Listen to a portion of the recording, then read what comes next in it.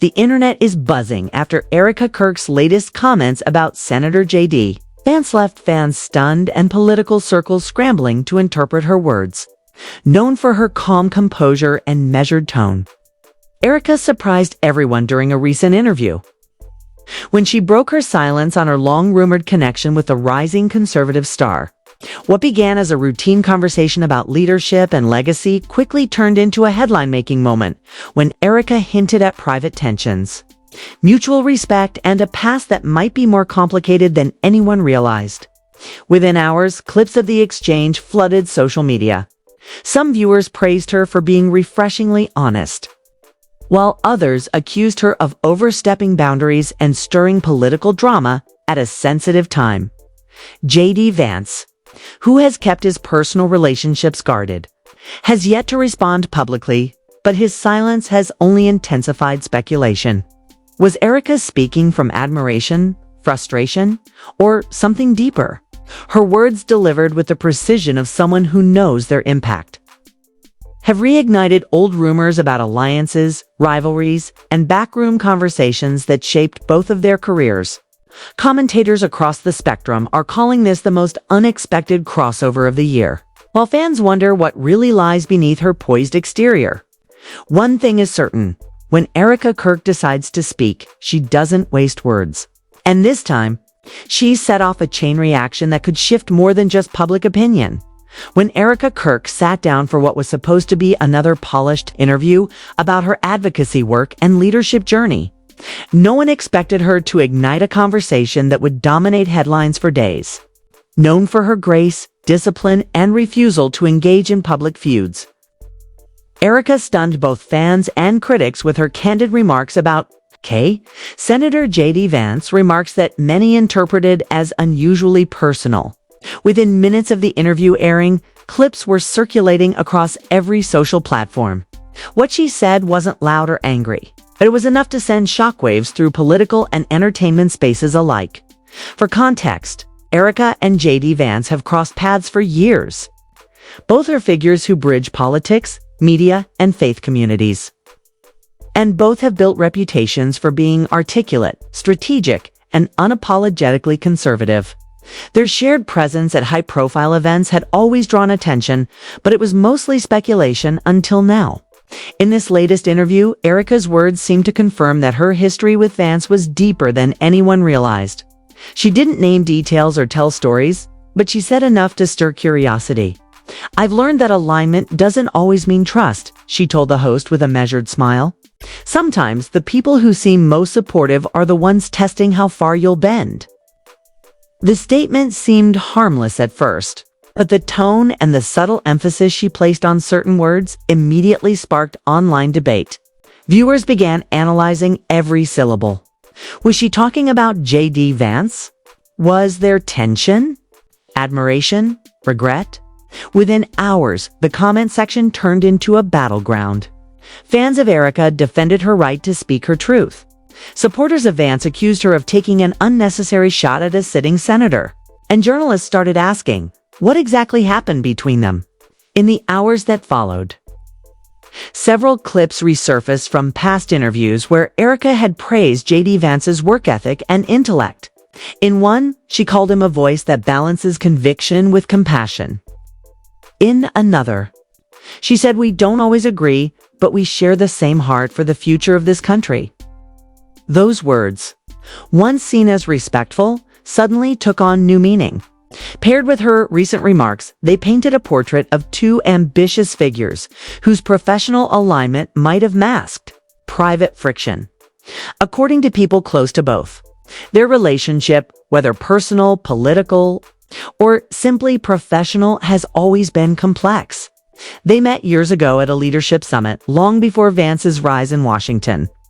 Back then, Erika was focused on building her platform within conservative media, while J.D. Vance was still an author navigating the public aftermath of his best-selling memoir.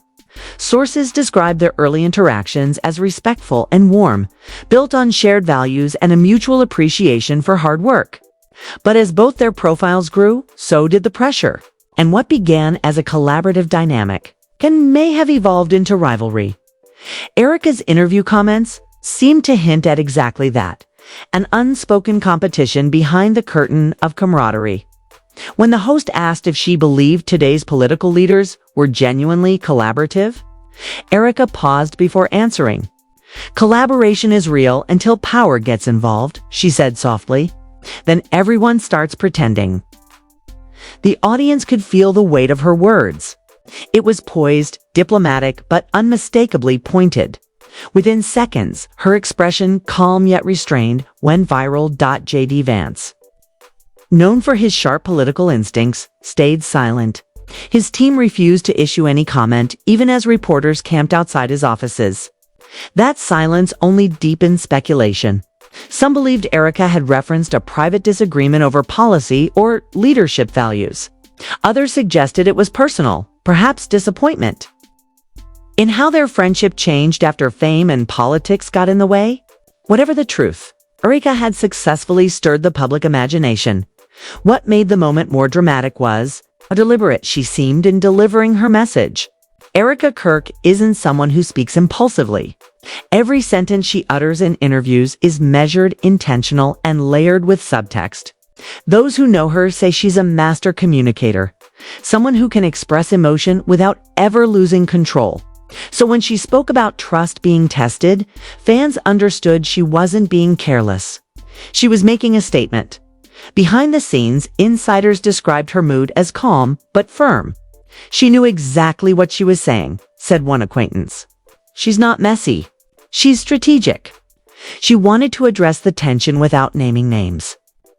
The move worked. Within 24 hours, her interview was trending across news outlets, podcasts, and YouTube commentary shows. Some called her brave. Others accused her of calculated timing, dropping these remarks just as Vance's own political projects were dominating headlines.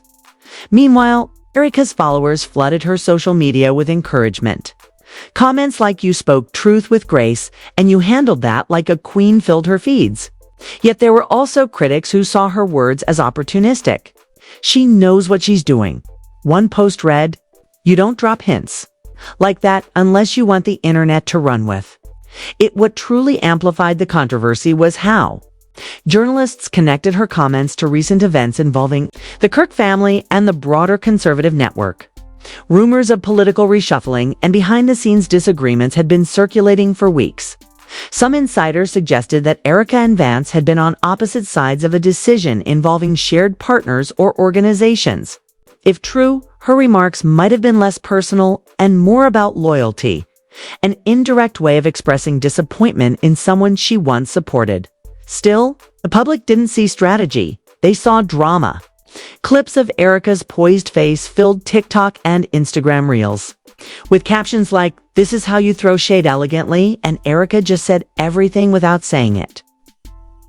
Even her body language became a subject of analysis. Communication experts pointed out the way she tilted her head, the faint smile that lingered the moment her tone dropped just enough to sound sincere but firm. It wasn't an outburst, it was precision. The moment also reignited discussions about how women in positions of influence navigate power dynamics with male peers. Commentators drew parallels to similar moments when women leaders had been both praised and criticized for speaking their minds. Some applauded Erika for breaking the stereotype of silence, arguing that her candor showed strength. Others said her comments reinforced the double standard that women must always choose between being honest or being liked by the end of the week. One thing was clear. Erika Kirk had once again shifted the conversation. She didn't need to release statements or clarify her meaning.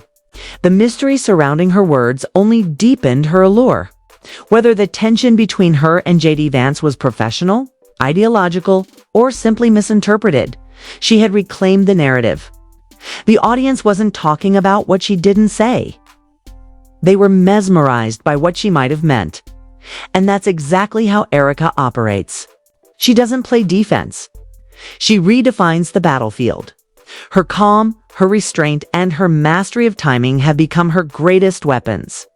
As the dust from her comments began to settle, one truth became undeniable. Erika Kirk had once again turned a few carefully chosen words into a cultural moment. By the next morning, Erika Kirk's comments about J.D. Vance were everywhere. Cable news ran the clip on repeat. Podcasts opened with it. Every political talk show had a panel dissecting the meaning behind her tone, her pauses, and her choice of words. For most viewers, it wasn't what she said that made the moment so striking, it was what she didn't say, in her interview. Erika had chosen her language carefully, but in today's world, careful words often cause the biggest noise. Analysts called it a masterclass in veiled communication. She hadn't accused anyone of betrayal or dishonesty, yet her phrasing implied a story behind the story. Online forums buzzed with speculation. Some claimed she and J.D. Vance had fallen out over ideological differences. Others believed it was personal. Rooted in the private power circles where politics and influence often overlap, inside Washington. The reaction was immediate. Several of Vance's political allies reportedly called his office asking whether he intended to respond. His communications team advised restraint. If you say nothing, one aide told him, the news cycle moves on. And yet silence can speak louder than a statement. Every hour he stayed quiet. Public curiosity deepened. Meanwhile, Erika's media presence grew stronger. She didn't issue clarifications or corrections. She simply carried on with business as usual. That restraint gave her more authority than any defensive explanation ever could. Her social media engagement doubled overnight, and her followers began quoting her words like scripture. Alignment doesn't always mean trust. The phrase took on a life of its own, appearing on motivational pages, podcasts, and even political commentary segments behind the scenes. Friends of Erika described her as composed but thoughtful. She had expected her comments to draw attention, but not to explode this way. She speaks her mind when she feels something has been misrepresented, one associate said. She wasn't trying to attack anyone. She was trying to reclaim her narrative. But whether that was true or not no longer mattered. The story had escaped her control. Political reporters began connecting dots that might not even have been there. They recalled that months earlier, Erika and J.D. Vance had appeared together at a leadership gala where, according to witnesses, their interactions seemed strained. One, journalists claimed that Vance had praised her late husband's legacy, but made an offhand remark about how leadership can change people. Erika had reportedly smiled politely but said nothing. Now, in light of her new comments, that old exchange was being reinterpreted as the beginning of the rift for Erika. The renewed attention brought both opportunity and risk. On one hand, she had solidified her place as a cultural figure who could command the national conversation without needing to raise her voice. On the other, she risked alienating political allies who disliked unpredictability. Erika is powerful, a strategist commented. But power in politics comes from control. The moment people can't predict you, they start to fear you. J.D. Vance, meanwhile, was in a delicate position. His public image rested on discipline, authenticity, and moral conviction. Being dragged into a gossip-fueled controversy was the last thing he needed. His aides quietly reached out to friendly outlets, reminding reporters that Vance had nothing but respect for Erika and her work. Yet privately, those same aides worried about how the optics might play. He can't dismiss her, one insider said. She's too respected. But he can't engage her either, or it becomes a spectacle. The irony was that both Erika and Vance had built careers on speaking truth to power. Now, truth itself had become the battlefield. The more people tried to decode their relationship, the more complicated it seemed. Some insiders insisted that their friction came from policy disagreements, particularly over the direction of certain conservative movements. Others whispered that the tension was personal, rooted in differing views of loyalty and trust. Whatever the cause, Erika's phrasing struck a chord because it reflected something universal. The feeling of being tested by those closest to you? It wasn't just about J.D., one columnist wrote. It was about every leader who's ever had to navigate friendship and power at the same time. Her words had transcended gossip. They had become commentary on the human side of ambition. Over the next several days, the online discourse split into factions. Some fans demanded that J.D. Vance publicly apologize, assuming he had wronged Erika in some way. Others defended him, claiming Erika had overstepped by airing private frustrations in public. The debate became less about them as individuals and more about what they symbolized: two figures representing different versions of integrity. Erika's next public appearance did little to calm the storm. Speaking at a women's leadership conference, she addressed the topic of trust again, saying, "Sometimes life teaches you that loyalty isn't measured by words, but by silence when it matters most." The audience applauded, but the internet exploded. To her supporters, it sounded like wisdom. To her critics, it was another cryptic message aimed squarely at J.D. Vance. At this point, commentators were asking whether the entire situation had been strategic. Was Erika deliberately stoking attention ahead of her upcoming projects? Or was she genuinely speaking from a place of emotional honesty? Either way, she had captured something rare. People on every side of the political spectrum were listening. Inside political circles, some admired her media savvy. Others feared her unpredictability. Erika has turned mystery into influence. One veteran strategist said, "She doesn't need power, she is power, because everyone's trying to figure her out." Even those who criticized her couldn't deny her impact. For a woman who had once been defined by her husband's legacy, she had now stepped fully into her own.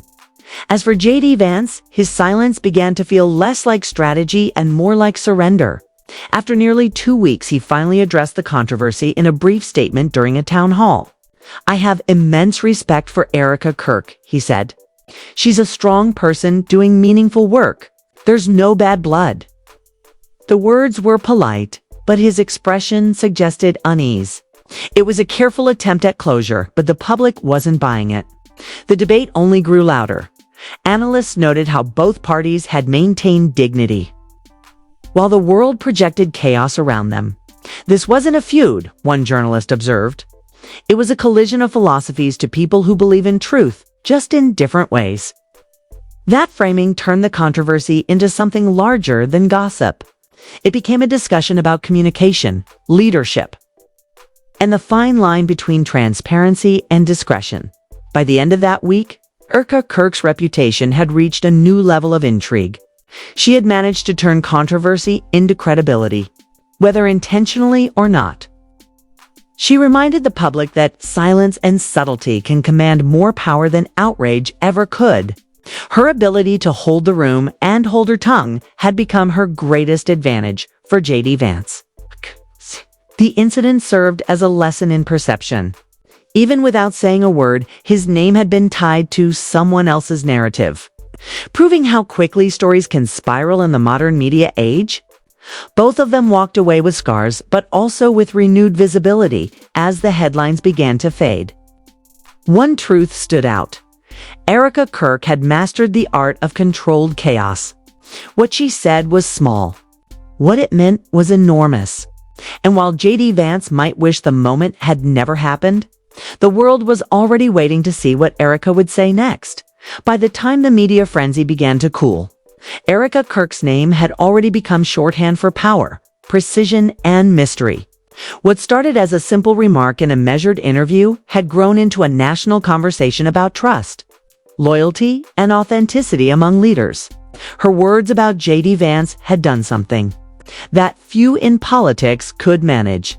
They transcended the boundaries of gossip and became a mirror reflecting the tension between personal conviction and public image. Erika never apologized, never clarified, and never doubled back. That silence became her greatest statement. The longer she said nothing, the more control she had over the story. Every talk show wanted her on their panel. Every podcast wanted her perspective. But Erika, instead of accepting invitations, chose strategic appearances that allowed her to stay in control of the narrative. "People confuse transparency with vulnerability," she said in one televised conversation. "You don't owe anyone your inner world just because they're curious." The audience applauded not because they fully understood her, But because she said what most public figures are too afraid to admit in the aftermath, analysts began calling her the quiet disruptor. She had managed to dominate the conversation without ever raising her voice. Her tone was calm, her delivery graceful, and her timing impeccable. She'd turned subtlety into power, and it worked. While other personalities fumbled through online feuds and reactive statements, Erika had mastered the long game. Say less, mean more. And let the world argue about JD Vance. Meanwhile, was doing his best to redirect focus back to his political agenda. For weeks, journalists kept trying to bait him into expanding on his brief remarks about Erika, but he refused. Instead, he doubled down on policy, giving speeches about economic reform and family values. Yet even in those arenas, reporters continued to ask about Erika's comments. What's your relationship like today? Have you spoken since her interview? He gave polite smiles and evasive answers. The topic followed him everywhere he went. The irony was undeniable. Erika had become the story without even trying, and JD Vance couldn't escape it even when he stayed silent. Behind closed doors, some of his advisors were frustrated.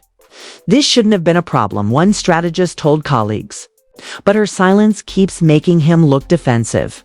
He can't win this. Wasn't about politics anymore. It was about perception. And Erika, knowingly or not, had mastered it. Insiders who knew both of them began painting a more nuanced picture of their dynamic. They said their differences weren't rooted in rivalry, but in philosophy. JD Vance represented the traditional structure of leadership: disciplined, authoritative, often cautious. Erika embodied a new form: emotional intelligence combined with strategic restraint. They weren't enemies. They were opposites in approach. And that contrast had created an unspoken friction that played out in public. She leads from the heart, one mutual acquaintance said. He leads from the head. And sometimes those two clash even when they're aiming for the same goal. In her next public address, Erika leaned into that theme without naming names. Leadership without empathy is manipulation, she told a room full of entrepreneurs and activists. And empathy without structure is chaos. The balance between those two determines how long your influence lasts. Her words landed like a quiet thunderclap. The crowd erupted in applause, and social media lit up again once more, interpreting her message as a continuation of the unspoken dialogue between her, Kay, and JD Vance. But while the world debated meanings and motives, Erika seemed completely unbothered. Those close to her said she had entered a phase of total focus. She had grown beyond defending herself now. She was redefining herself. Her brand evolved into something larger than legacy. It wasn't just about her late husband or her political affiliations. It was about philosophy, resilience, and the art of leadership itself. Every headline that mentioned her name seemed to strengthen her influence rather than diminish it. Even her critics couldn't ignore her effectiveness. Whether you like her or not, one journalist wrote, Erika Kirk has done what most public figures dream of. She's become impossible to ignore. Think pieces began appearing with titles like The Erika Effect and The Power of Poise in a world that rewards outrage. In a culture addicted to noise, her stillness was revolutionary. JD Vance, for his part, began to pivot. Realizing that avoidance was no longer enough, he subtly reframed the situation. In a later interview, he said, I think people forget that leaders can disagree and still respect each other. Sometimes tension is the price of working toward big ideas. The comment was simple but revealing.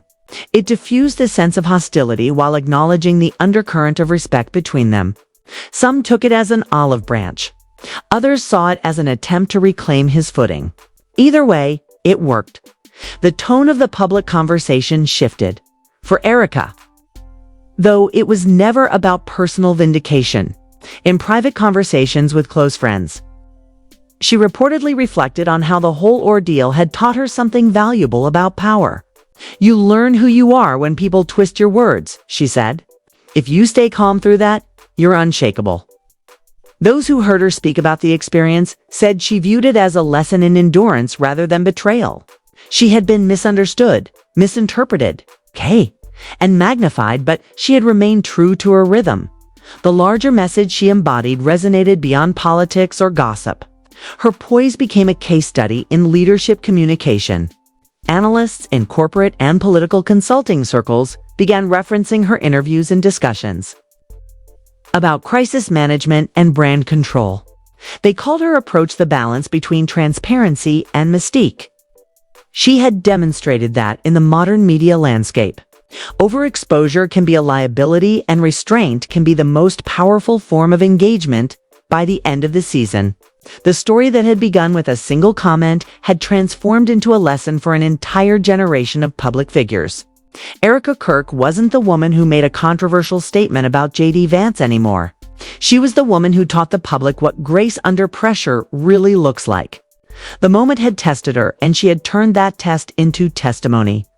As for Vance, his silence eventually became part of the resolution.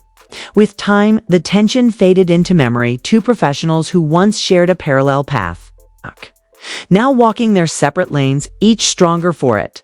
But their brief public collision left a lasting impression that real influence doesn't always come from agreement. And that respect can exist even in the midst of friction. In the end, Erika Kirk's story became less about conflict and more about mastery. She had taken control of perception, language, and timing in a way that few could.